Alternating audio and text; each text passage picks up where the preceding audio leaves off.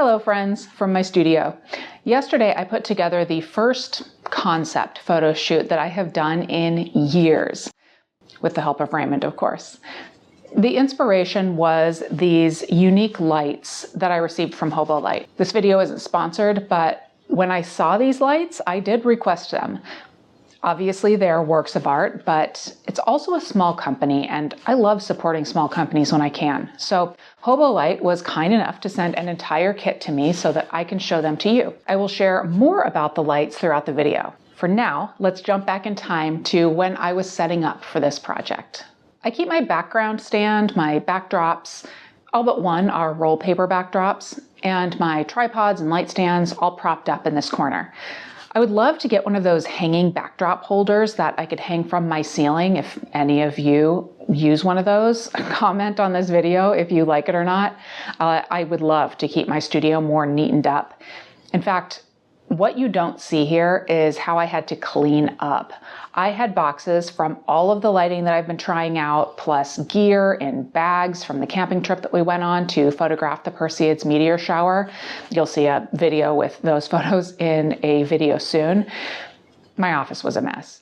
I'm always working to keep things clean in my office space so that it's easier to get set up for photos or video when inspiration strikes. That way I'm just more likely to act on the inspiration. Let's take a close look at these gorgeous lights. We have the Avant, the Mini, and the Micro, but Hobolight does offer a larger light called the Pro. While it's easy to look at lighting from the perspective of what's the most amount of light I can get for the lowest cost, Hobolight shows us that things can be much more than that. You get a lot of functionality out of each of the 4 different sizes of lights that Hobolight offers. They produce a lot of light. You can adjust the color temperature. They're easy to work with. There are modifiers that come with the lights and others that you can purchase separately. But the standout feature of these lights for both Raymond and I is the design, both for function and form.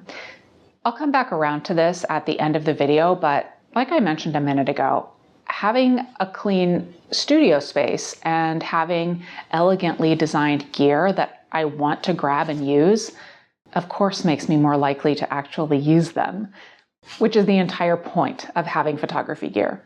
It's time to get ready for the actual shoot. I set up the entire studio last night, put the backdrop up, and the lights together, with the exception of one of the soft boxes. I'm not sure exactly what we're gonna do with the modifiers, so I only put one soft box on. The other light just has the barn doors on. So for now, I lied, it doesn't have anything on it right now. For now, I am trying to get ready for the shoot because I'm using myself as the model. I've already been through one outfit change because I put on what I initially thought I was going to wear and I just wasn't into it. And I called Raymond up and I said, what do you think? Because sometimes I'm just hard on myself, not in terms of like me, but in terms of what I want and what I want for a shoot and you know what my vision is compared to what I end up with, especially using myself as the model. I'm going to start pulling down the backdrop and getting the lights into their correct places. I also just realized that I have my desk right here and I need to roll this puppy on out of the way, probably into another room or into the hallway or something. My desk is on rollers, just like most everything else in here, because I like to move stuff around. And also since my back surgeries, I can't carry really heavy things. So I put even my lighting on rollers and I just roll them around. This is a Savage backdrop. Savage is the brand. This backdrop is hand painted canvas. So it has this mottled effect that adds depth to your photos instead of just a plain backdrop. It is so gosh darn beautiful. So I'm going to start by moving my desk and I will start putting the lighting on here. I think I'm going to use a chair and maybe an apple box to kind of set the stage here.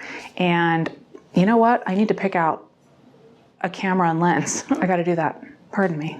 We chose the Nikon Z7. Raymond likes to use this small rig base plate on it because it extends the body so his pinky finger fits on the grip and he feels like he has a good hold on the camera.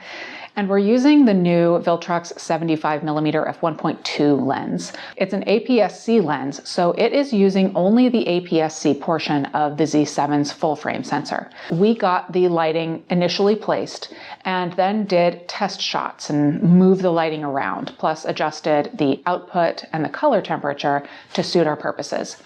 We used full output on the light with the softbox, but the light with only the lens affixed was set to around only 8% during the shoot.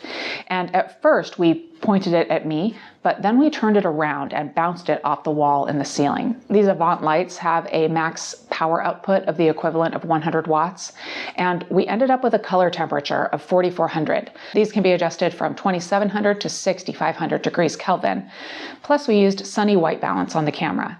We were shooting in RAW, but if you can, it is best to get the settings right in the camera.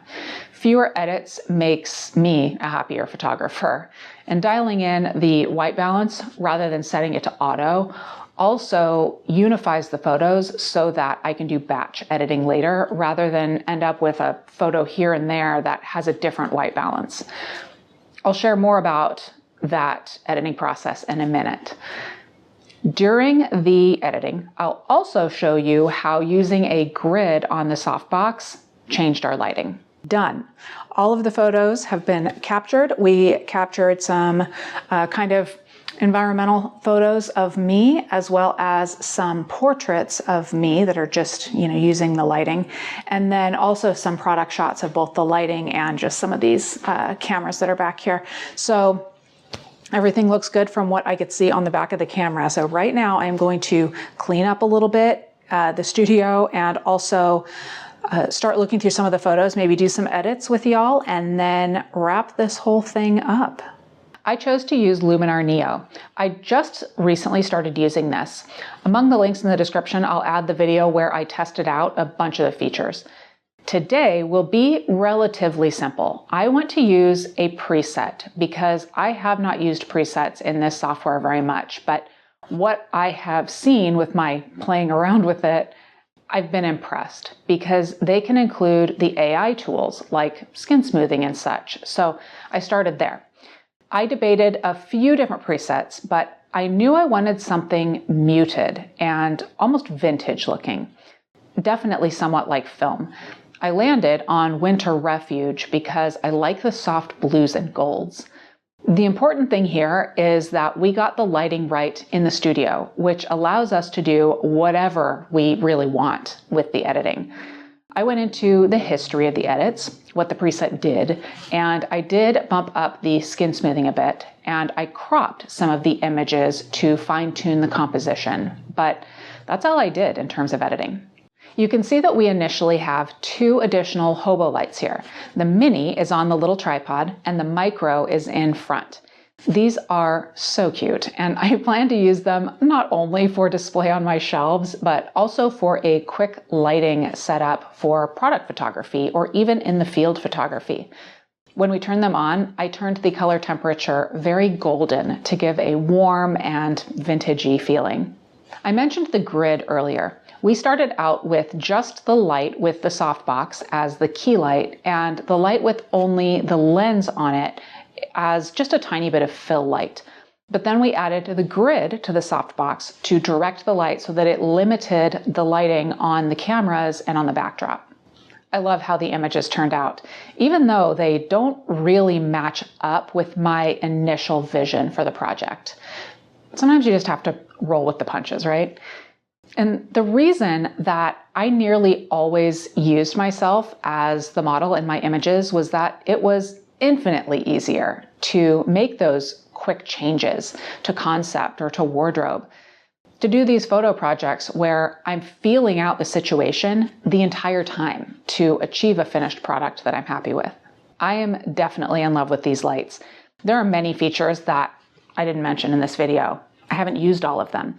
I need to use the lights for a whole slew of photo and video shoots to use everything.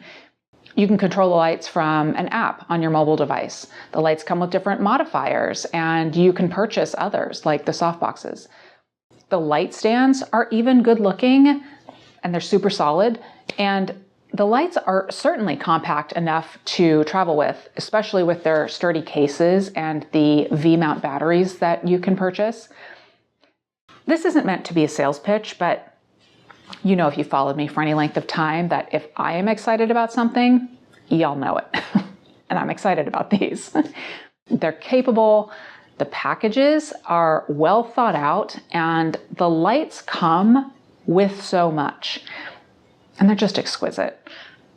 Some folks don't particularly care about the looks of their gear, but I love it when the gear that I use to create my art is a piece of art in itself. It gives me a special kind of inspiration. Of course, the links to Hobolite are in the description of this video if you want to learn more. Thank you again to Hobolite for sending these lights. They have exceeded my expectations. Let me know what you all think though. Do these lights entice you? Have you used them? I look forward to hearing from you. And thank you for watching.